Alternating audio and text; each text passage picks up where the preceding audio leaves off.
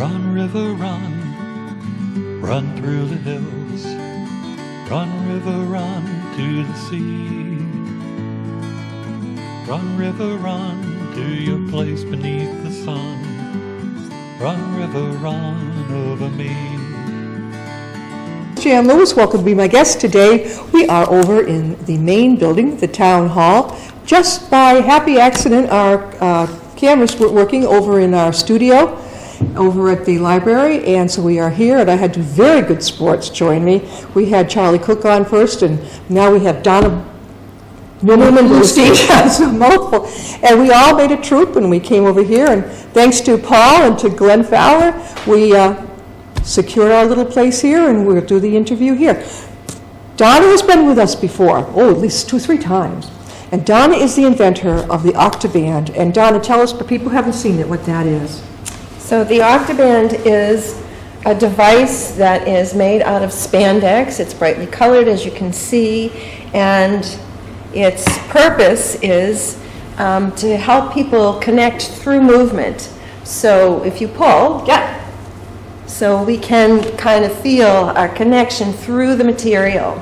There are loops at the end that go over a person's wrist, and so somebody who has physical challenges or cognitive challenges, maybe they don't know enough to hold on, I can put it over my wrist, slip it over theirs, and then close their hands on it so that, And like in a room full of people who, some might be disabled or whatever, they can each take one of the Octabands and pull, and it sort of brings everyone connecting together. Right, so it's a device intended to help connect people and to connect them and get them moving because we're alive, we move. Exactly. So moving is really important. Some of the people that you work with are not good at speaking, expressing themselves, but this is a fun way, right? That's what it does. Right. So if somebody doesn't understand verbal language or cannot speak, maybe they understand but they can't speak, then it's difficult to communicate. But with movement, they can do it. I talk with my hands all the time. Yeah, me too. Yeah. So, and it's sort of like they don't have to do anything or say anything really, just hang on and pull. You go to a lot of, I know that Donna goes many different places. There is, I think you were connected with the Oasis. Did you meet the director there? you're talking about Misha? Mika, yeah. So I didn't, he has a couple of places, and I don't think I've been to the Oasis. The Oasis is dedicated to people with memory issues. And the other one... Dodge Park, yes. Dodge Park, you've been over there too. Yes. Where do you like to go the most? Where do they want you the most sometimes, it seems? Well, where I like to go the most is memory cafes and memory places where memory units. Right, the memory ones. Yeah, I can see where that, if they can't do anything or think straight, they don't have to feel left out. And exactly. the Octaband thing, it's like one big game. Now there's another treat with Donna. She wrote a book, Ollie the Octopus. And I don't know if you can see it that well from there, but it's a children's book. What is it about? Obviously the octopus. Right, so Ollie is, it's a book about an octopus who has adventures in his neighborhood. And the purpose of it is that to be used with the Octaband, so each of the, as with the Octaband, if one person is at the end of each leg, then when they're hearing the story, the kids can act out what Ollie does. So they, together, they have to work cooperatively to move like an octopus moves. Where did you come up with this? Because it's like an octopus, is that? So I used this, when I first created the Octaband, I was working on a number of units where people had memory impairment, and they loved the Octaband. I forgot what I was going to say. That's okay. It's great for kids and adults, everybody. Oh, I know. So what occurred to me was that in a good group, participants are contributing every bit as much as the leader is. Right. And it seemed to me that in some ways, if, with people who had cognitive challenges, they weren't able to contribute unless I did more work. So in some ways, it was like I was the center. The image is the leader as the hub of the wheel, and the interventions as the spoke. So every time I connected with somebody, that was the spoke. Right. And I wondered if I recreated the wheel, Yeah. if I could then step out of the center. Yeah. Well, what happened was it did work, and then the image changed from a wheel to an octopus, because it was as though the octopus was reaching to each of the participants and taking a little bit of something of them and bringing it into the center. And it struck me that it was like an octopus feeding the center. So I began calling it an octoband. This So it was was how like an long ago octopus. now? When did I meet you? Well, I first created it, I think 15 or 16 years ago. But I didn't make it to sell until 11 or 12 years ago. Yeah, right. And there's so many places around. Do they call you, Donna? Do they contact you, or do you go to them? Or how can they reach you if they'd like to have you come? Okay. Okay. Well, this is my business card. Yeah. I don't know if they can see it, but it's Is there a number? www.danceforconnection.com. It's Dance for Connection. So That's your website. That's my website. DanceForConnection.com. yeah. And this is, let me see. Donna, you have an awful lot of letters after your name. Whoa. What do they mean? Okay, so I have a master's in education. I'm a board certified dance movement therapist, a certified movement analyst, Yeah. and a licensed mental health counselor. So now, do you do counseling also as well as your octoband for people? I've done more traditional counseling in the past. I prefer to focus on my dance therapy. Yeah. And that's because the dance is three-dimensional.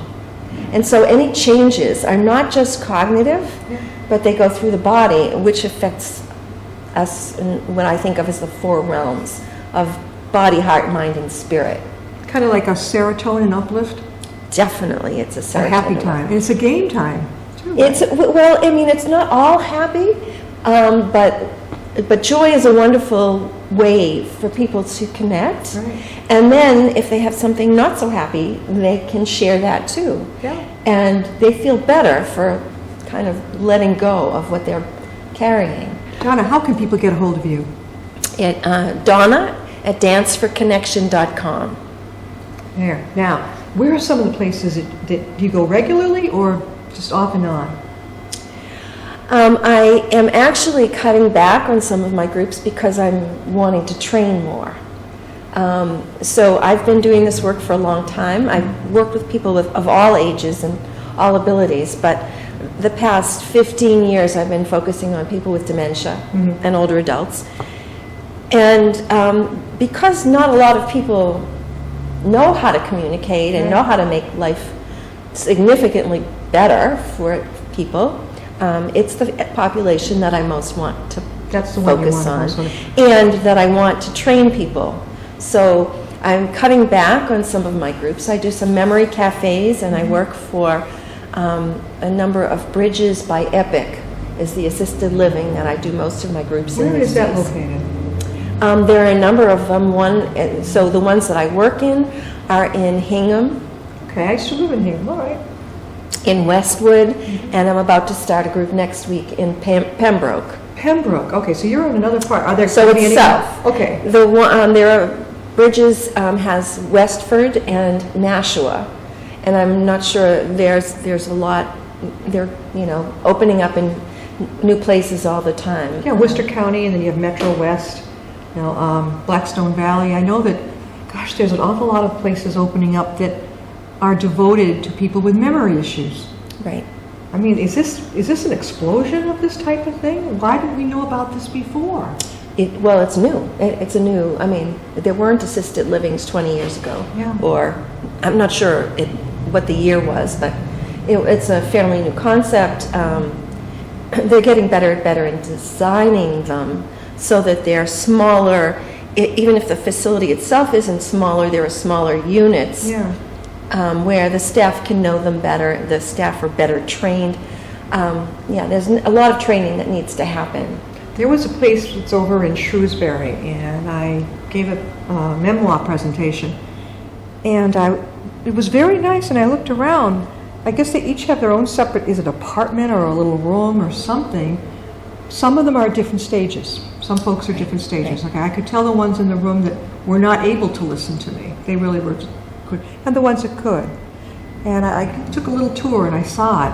So each place has like a different flavor to it. Yes. Do you find that? Yes, very much so. Yes. Yeah, so all right, so now, back to the book. What made you want to do this for the children? Well, so the Octoband I created for people with dementia, but it was used from the beginning for children as well. And people asked me for a how-to guide, and I don't know how to do a how-to guide. I don't know how to do things in a step-by-step fashion.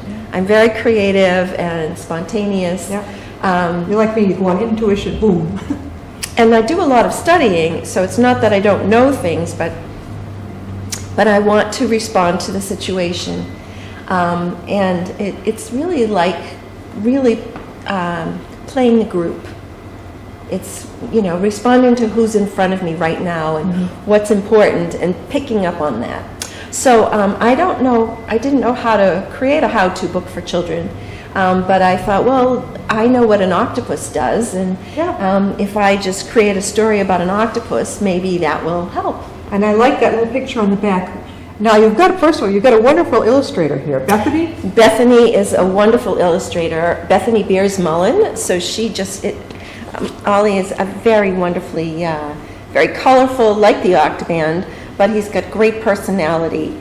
And the pictures inside are black and white, but he shows a lot of emotion. Here he's scrounging for some food, and each of... Ironically. Yes, they're black and white. Yeah, there we go. Yeah, so they are in black and white.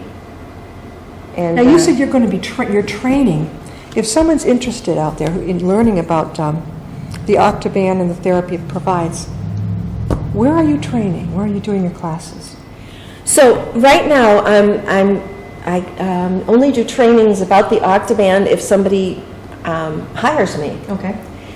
Which Dodge Park did at one point. I'm probably going to do a webinar. But that's another whole thing. I have to learn how to do a webinar. So that'd be cool though if around here a lot of places might give you libraries have those rooms that you can do presentations in, or even they're all over the lot. Where do you live again, Donna? I live in Dedham. Okay, so you're in Dedham. Libraries are usually quite open to that type of thing, but I don't know. Well, actually, I donated a couple of Ollie the Octopus books to the Dedham Library, and I offered to do groups with children. You just, to introduce it. You're going to be doing it?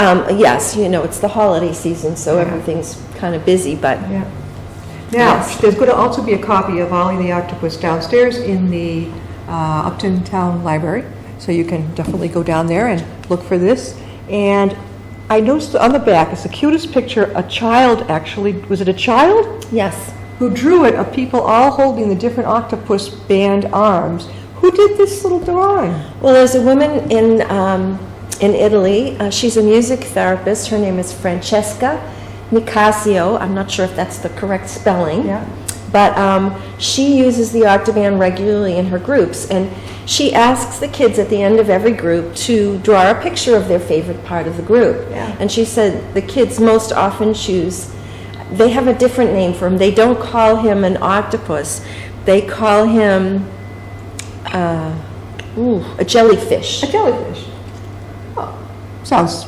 And I don't know the word for it in Italian, but anyway, so that was one of the pictures that a child How did you hook up drew. an Italian illustrator like that? Facebook. Facebook? Yes. She found you? Yeah, yes, we've been communicating for many years. She sends me photographs of her kids working, or the work that she does with them with the Octoband. I have a Facebook page. So What is that? Okay. Yes, that's a good. So it's Octoband. Let's see. So that is OCTABAND, has a Facebook page, and people send me photographs or tell me how they use it. So they message me. How did you get into this, Donna? I know we've talked about this before, but a lot of people just tuning in don't know. How did you get interested in this? Well, I'm a dance therapist. Yeah. And I think basically, as a kid growing up, I, went to traditional schools where you had to sit and study, and I was a mediocre student. But I always loved to dance. And so I found the field of dance therapy and began working as a dance therapist, and just followed my path. That was it? How many years ago was that? I say that's it. I followed my path to graduate school. I got my degree as a dance therapist. I think it was 39 years, almost 40 years ago that I got my degree. Wow. Yeah. Did you set out in high school? Did you say, this is what I want to do? No, I had no idea what I was You had gonna no do. idea? Actually, I thought I was going to be a computer scientist. Really? Yes. Oh, that wouldn't even enter my mind. I majored in art. That tells you a lot. And I did radio shows, but computer science, what a jump from this beautiful therapy, the Octoband, from thinking you're going to be a computer scientist. Did you surprise the heck out of your parents? Oh, sadly, they never met the Octoband. But they passed before that. Yeah. But they did know about the dance therapy. They knew about that. They knew you were good at it. Were you the only child? No. No. Oldest, youngest? I'm the oldest. Ah, there you go. Now, where again can they get this? Like at Barnes & Noble or Tatnach or anything? No, right now the only place they can get it is at octoband.com. Yeah. Now it's interesting. Octopus is OCTOPUS. Octoband has the A, Octoband. And I have screwed that up myself. I'll write it, is it O or is it A? Then I have to refer back to Donna's book and her site and everything in order to get it just perfectly right. It could be easier. Yeah. But yes, an octopus has an O, and Octoband is an A because I think of it as a female, but then there's Ollie the octopus, and he's a male. Was it all of your, Bethany the illustrator, was this all her idea, the head of the octopus and all the arms? I gave her the text, and she created Ollie. She did it around the text. Yes, as she created images, then that made me think about other things. So I want to say one thing about an octopus, and it strikes me, octopuses do not have any bones. Are they all cartilage? That's a good question. Are they all cartilage? I don't know what they're made out of. I only know that I looked it up to see if they had any bones, and they have no bones. No bones. And that's why they can get into very, very small places. Yeah. So octopuses are very, very highly intelligent. Did you know that? No. They're all brain. There's a lot of brain, and actually some of their brains are also in their tentacles. So they learn through movement. They are very, very smart. Yeah. And that's how they do. What about those suction cups all over their arms? What are those? I don't know a whole lot. I've gone to the museum to watch them. Yeah. And I read this wonderful book called The Soul of an Octopus. I haven't heard of that one. That sounds good. And they explore the environment through them and pick stuff up and made it. But the head of the octopus, it looks like a skull, like a regular skull. It does. But they don't have any bones. Well, that's not what they really look like. Okay, they got a smaller. They have a rounder head, not Yeah. not so much a shape like a skull. This is easy reading for children. I know that my son has a little 5-year-old and a 7-year-old. Easy. 1, 2, 3. And it's beautiful. Did you choose to have the big printing on it? Yes. It's a smart move because the kids can read this better. Oh, great. But do you ever go to libraries and read it to the kids? So it's just come out recently, pretty recently. I read it only to my granddaughter, Yeah. who was 3 years old at the time, and she said, "Read it again, Nana." Yeah. And I read it again. She'll be reading it to you because they learn early to read. I didn't learn till first grade. I didn't have a problem with it, but I think my son he began learning in kindergarten, something like that, in kindergarten, and now they're starting them in preschool. Let them have fun. Yeah, whatever happened to play? I know that when my son was in preschool, they would have story time, and they'd all have to come over and sit around the teacher. Well, Wally wouldn't do that. No. He's his own little man. No, I don't have patience with that. I can read on my own. So he would go off into the kitchen and start messing with things like computer, thinking it was a computer. I'm like, I guess he's not going to be a team player. He's not going to do that. But this definitely suggests everybody working together. Right, so I think it's really important, and that's basic really to the way that I work as a dance therapist, is that it's important both to be our own person, but also to know that we affect one another, that we are always part of a group, and there's not any possibility that even if you're working alone, you're still somehow changing the universe. Donna, Newman, Bluestein. And Donna, if somebody loses the Octoband, everybody's got a piece of it. What if one of the patients lets go by mistake? What happens then? Sometimes I bring it back to them, or maybe if they can't do it themselves, then maybe one of their neighbors can. Certainly children will help another kid, or they'll reach for it themselves, or they'll just not want to and just let it dangle. Do you ever get feedback from the patients of people that do it, like, oh, that was a lot of fun, or anything like that? They love it. Yeah. They love it. They know you're coming, right? Actually, they don't know that I'm coming. I get there, and this is only one of the things that I do. I'm dancing with them, and when I feel the need in the group, then I use the Octoband to bring people together, and it gives them a visual so that they can see that they're all connected. Yeah. Oh, yeah. I mean, you just picture the big blue thing in the middle and all the arms of the octopus out, and everybody has a piece of it.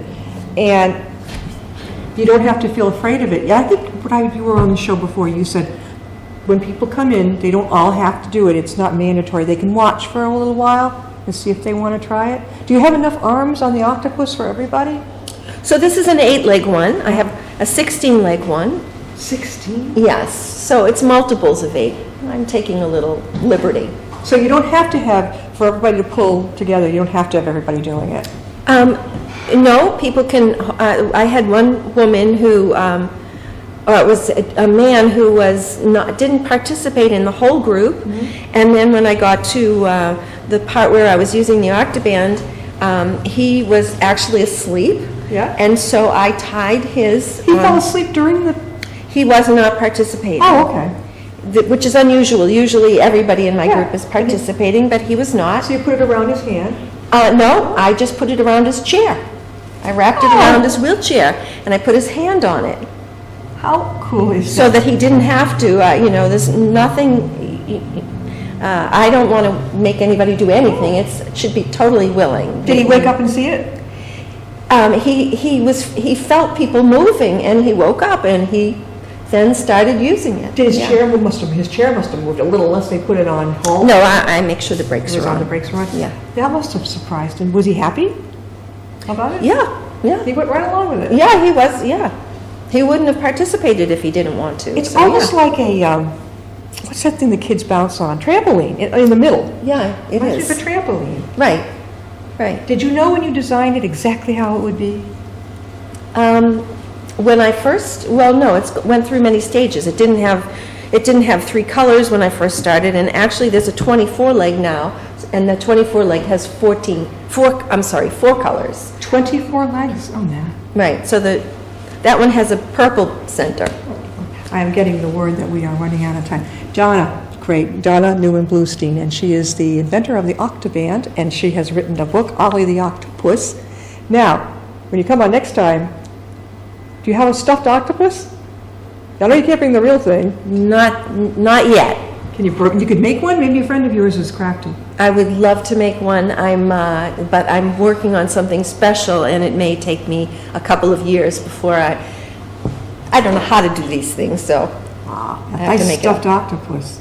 That'd be cool. If I see a stuffed octopus somewhere, I'll pick it up for you. Oh, I have stuffed octopuses. You do? But I want an ollie. Well, yeah, but you could make it with the glasses, right? I could buy a pair of glasses to put on him. Oh, no, I want Ollie's colors. Okay. And yes. All right. You know, a lot of women are very crafty with little stuffed monkeys and things like that. And they make all these different like tails and legs.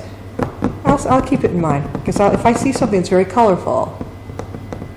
Thanks for being with us. Being such a good sport, we had to leave our studio, but that's okay. Donna, Newman, Bluestein, thank you for being with us, and we'll see you next time and be my guest. Thank you so much.